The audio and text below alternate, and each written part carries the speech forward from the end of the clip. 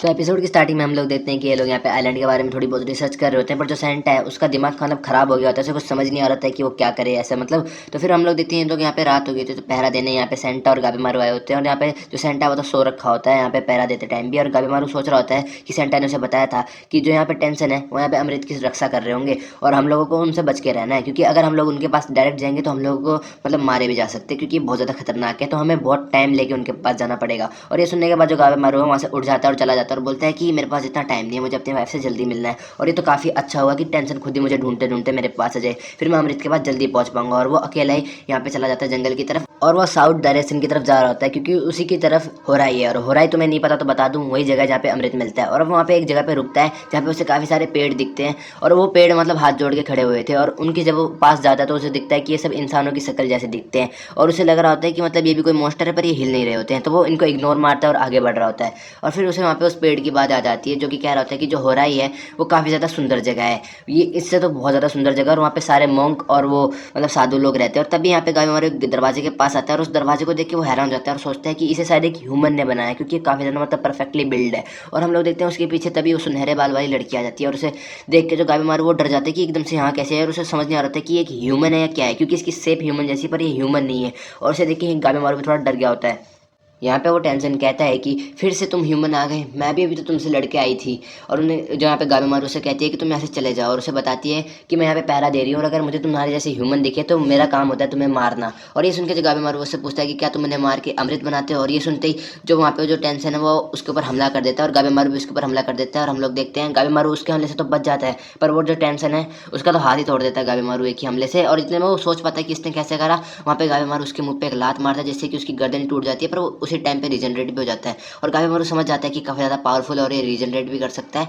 और अब देखो जो गाबीमारू है वो उसकी पावर को समझ गया होता है, तो उसे अंडर एस्टिमेट नहीं करता, और अपना सबसे पावरफुल मूव एस्थेटिक ब्लेज उस पर यूज़ करता है, जिससे कि उसकी पूरी बॉडी जल जाती है। और गाबीमारू को लग रहा होता है कि अब तो ये खत्म हो गया होगा, मैंने इसे मार दिया और ये काफ़ी ज़्यादा खतरनाक है।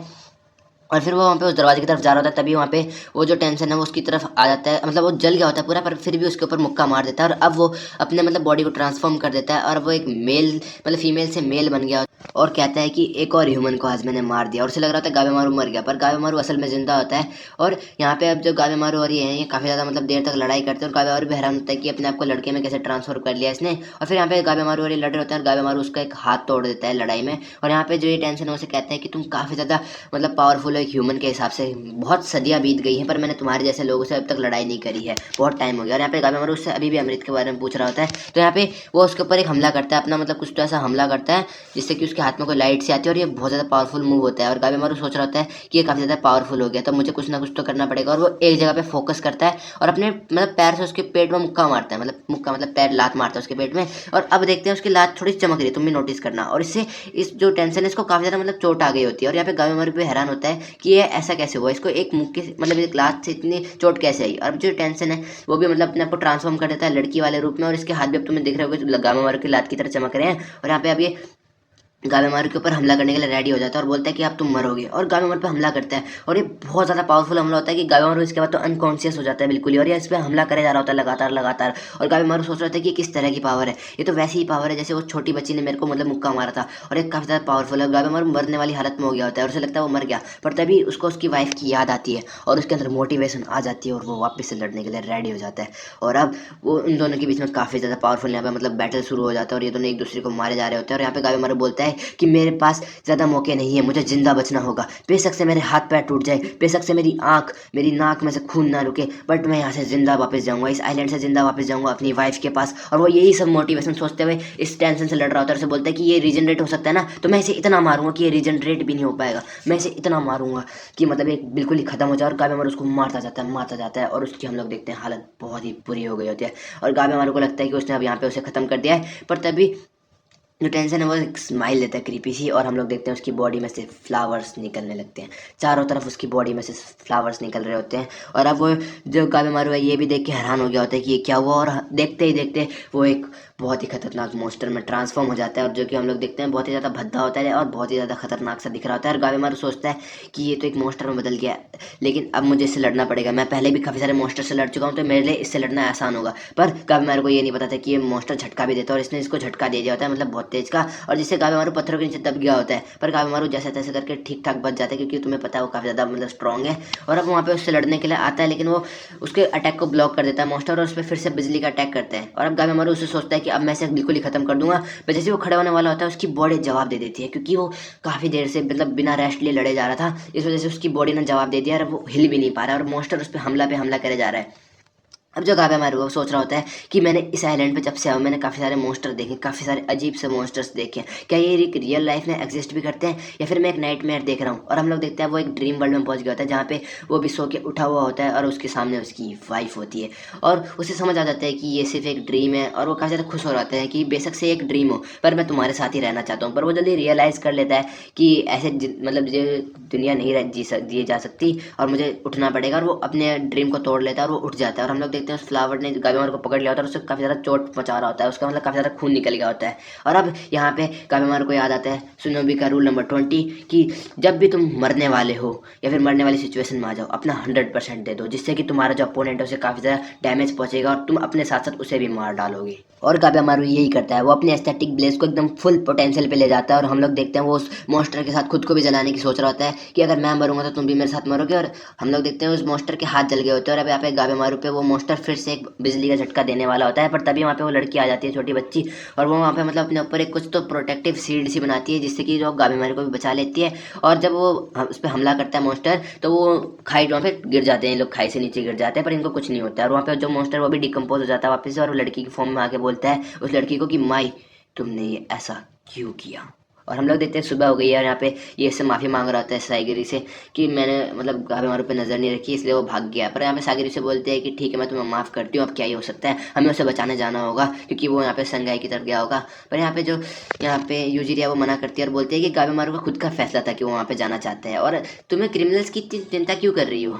पर तभी वहाँ पे जो पेड़ है वहाँ पे बोलता है कि मुझे सुबह से माई नहीं दिख रही है, मुझे लगता है वो भी गाबेमारू के पीछे गई है, तो हमें उसे बचाने जाना होगा, तो मैं भी तुम्हारे साथ चलूंगा। और यहाँ पे जो अब यहाँ पे यूजिरिया भी मान गई होती है उनकी मदद करने के लिए, तो वो आगे बढ़ रहे होते हैं जंगल की तरफ। और यहाँ पे यूजिरिया उससे पूछती है कि मुझे कुछ टेंशन के बारे में बताओ। तो यहाँ पे जो बंदा है ये पेड़ वो बताता है कि टेंशन 60 टाइप की है। और हम लोग यहाँ पे एक टेंशन को देखते हैं जो कि एक दूसरे टेंशन से बात कर रहा होता है कि मेल बॉडी ज़्यादा अच्छी है फीमेल, और ये बोलता है कि मेल अच्छी है। तो यहाँ पे जो फीमेल बॉडी वाला टेंशन है वो बोलता है अच्छा, पर कल जब हम मज़े कर रहे थे अपनी फीमेल बॉडी में, तब तो तुम्हें काफ़ी ज़्यादा मज़े आ रहे थे, और अब तुम यहाँ पे बोल रहे हो कि मेल बॉडी अच्छी है। और ये लोग ऐसे ही बहस कर रहे होते हैं कि किसके लिए कौन सी बॉडी अच्छी है। पर तभी इनका लीडर वहाँ पे आ जाता है और बोलता है कि अपनी बकवास बंद करो, और ये टाइम है हमारी रिपोर्ट्स देने का। और यहाँ पे ये बताता है कि कुछ दिनों से हम लोग देख रहे हैं कि यहाँ पे काफ़ी सारे इंसान आए जा रहे हैं, और उन लोगों ने यहाँ पे मतलब हमारे मॉन्स्टर्स को मारना शुरू कर दिया है, और ये इंसान काफ़ी ज़्यादा स्ट्रॉन्ग है पिछले वालों से। और यहाँ पे लोग बात कर ही रहे होते हैं कि ये सब किसकी वजह से हुआ है। तो यहाँ पे जो पीले बाल वाला मॉन्स्टर है वो सुनहरे बाल वाली लड़की से बोलता है कि ये सब तुम्हारी गलती है, जब वो बीच में तुम्हें वो दो इंसान दिखे थे तुमने उनको भी जाने दे दिया, तुम्हारी वजह से वो भी जिंदा बच गए। और अब कल तुम जब गेट में कोई इंसान आया था तब तुम उससे ही पिट के आ गई, और अब उस पर हमला कर देता है अपना मतलब पावरफुल से, जिससे कि जो वो सुनहरे बाल वाली लड़की उसका चेहरा ही उड़ जाता है। और जब वो रीजनरेट करती है खुद को, तो हम लोग देखते हैं कि वो मतलब अच्छे से रीजनरेट नहीं कर पाती, और वो काफ़ी ज़्यादा बूढ़ी हो रखी होती है, और उसकी काफ़ी ज़्यादा ख़राब हालत हो रखी होती है। और अब वो जो पर्पल वाल वाला टेंशन है वो कहता है कि हाँ ऐसे लड़ो मत, हम लोग एक फैमिली है, एक ऐसी फैमिली जो मेरा रूल्स फॉलो करती है, और अगर तुम मेरे रूल्स के खिलाफ जाओगे तो मैं तुम्हें ख़त्म कर दूंगी, मेरी फैमिली को बस मैं ही चोट बचा सकता हूँ, इसीलिए तुम अपने हाथ पीछे कर लो। ये इस पीले बाल वाले को समझा देता है, और उससे पूछता है कि तुम्हें वो जो दो इंसान मिले थे तुमने उनका क्या करा। और फिर वो बताता है पीले बाल वाला कि मैंने उन दोनों को खाई में फेंक दिया है ताकि वो अमृत बन सके। फिर वो दूसरा टेंशन कहता है कि हमें उनको हल्के में नहीं लेना चाहिए, यहाँ पे जितने भी हमारे बड़े बड़े मॉन्स्टर हैं उनको जिसने भी मारा वो कोई आम इंसान तो होगा नहीं, वो लोग बहुत ज़्यादा खतरनाक है, हमें इनसे बच के रहना होगा। और कहता है कि जो भी उस खाई से मतलब बच के बाहर निकला होगा इंसान, वो एक घायल जानवर की तरह होगा, और वो हमारे लिए बहुत बड़ा खतरा है, तो हमें उसका भी ध्यान रखना होगा। और हम लोग देखते हैं यहाँ पे जो टोमा और उसका बड़ा भाई है वो उस खाई से बाहर निकल गए होते हैं, और वो काफ़ी ज़्यादा जोश में होता है उसका बड़ा भाई तो अभी भी। और यहाँ पे ये दोनों भी प्रैक्टिस कर रहे होते हैं, ये यहाँ पे बोल रही होती है कि मेरे को प्लीज़ ट्रेन कर दो ट्रेन कर दो, पर ये अभी भी मान नहीं रहा था इसको ट्रेनिंग देने से। और यहाँ पे ये दोनों मतलब बात कर रहे होते हैं, और यहाँ पे जो पर्पल वाला लड़का है ये यहाँ पे एक तो मतलब कोई सी चीज़ बनाता है, और ये इन सबको देता है कि तुम लोग इसे पियो, और मेरे को लगता है यही अमृत है, क्योंकि इसको पीने के बाद जब ये लोग यहाँ पे ऐसे इसको पीने वाले होते हैं ना, तो यहाँ पे जो ये सुनहरे बाल वाली लड़की थी ये जब इसे पीती है तो ये बिल्कुल ही रिजनरेट कर जाती है अपनी पुरानी फॉर्म में, और ये काफ़ी ज़्यादा स्ट्रॉन्ग हो गई होती है। और यहाँ पे जो ये पेड़ है ये भी इनको यही सेम स्टोरी बताता है कि यहाँ पे जो एक प्रेस्ट था उसने अपने आप को 7 भागों में डिवाइड कर लिया, और ये जो 7 यहाँ पे टेंशन है यही इस आइलैंड को रूल करते हैं, यही यहाँ के गॉड्स हैं, यही इसको गवर्न करते हैं, और ये काफ़ी ज़्यादा पावरफुल है और एक दूसरे से अलग अलग हैं। और बताता है कि ये भी एक स्टोरी की तरह ही है, मेरे को मतलब मेरे बचपन में मेरे को पेरेंट्स ने बताई थी ये स्टोरी, और ये बताता है कि ये मतलब इसको बचपन में स्टोरी बताई थी। तो जो यूजिर है उसका दिमाग चल रहा था और वो बोलती है कि क्या तुम बचपन में एक पत्ते थे, तो वो बताता है कि नहीं, मैं तुम्हारी तरह एक ह्यूमन था। और ये लोग भी चलते चलते उस जगह में पहुंच जाते हैं जहाँ पे वो बहुत सारे पेड़ थे जो कि हाथ जोड़ के खड़े थे, और ये बताता है कि पहले हमारे गांव में एक बीमारी आ गई थी जिससे कि जो हमारे लोग गांव के वो पेड़ में बदलने लग गए थे। पहले तो धीरे धीरे करके सिर्फ हाथ पैर हो रहे थे, पर ध्यान से देखने पे तो हम लोग पूरे ही पेड़ में बदल गए थे। और हमारी फैमिली में से जो मेरी बेटी है सबसे छोटी वाली, वो सबसे पहले पेड़ बनी, और वो दिखाता है कि ये उसके बेटी का पेड़ है, और उसे बताता है कि मतलब बहुत बुरा लगा मुझे, वो पेड़ बन गई। और फिर जहाँ पे सागिरी समझ जाती है कि इसी वजह से, क्योंकि तुम्हारे गांव के सारे लोग पेड़ बन गए तो तुम्हारा गांव अबेंडेंट हो गया। और वो बताता है कि यहाँ पे जितने भी पेड़ हैं वो लोग यहाँ पे इसलिए आए इस जगह पे क्योंकि उनको लगता है कि संघाई में जाने से उनकी आत्मा को मुक्ति मिलेगी, इसलिए वो यहाँ पे आके प्रेयर करते हैं। और यहाँ पे हम लोग देखते हैं जो गाय बीमार हुआ वो वहाँ पे बच गया होता है जिंदा, और वहाँ पे सोच रहा होता है कि क्या इस छोटी सी बच्ची ने मेरी जान बचाई। और वहाँ पे इतना सोच ही रहा होता है, और वो बोलता है कि वो जो भी कोई था वो एक बहुत ही भयानक मॉन्स्टर था, और वो बहुत ज़्यादा खतरनाक है। और वो बोलता है कि अच्छी बात है कि ये एक मॉन्स्टर था, क्योंकि अब ये एक इमोर्टल नहीं है, ये एक गॉड नहीं है, ये एक मॉर्टल है, मतलब इसको मारने का एक तरीका तो होगा। और वो इतना बोल ही रहता है तभी उसके पीछे 2 लोग आ जाते हैं, और ये वही होते हैं, मतलब एक क्रिमिनल और उसका वहाँ पे असाइमन। और यहाँ पे क्रिमिनल बोलता है कि गाबी मारू तुम्हारी हालत तो बहुत ज़्यादा ख़राब लग रही है, कोई आखिरी वर्ड तुम्हारे।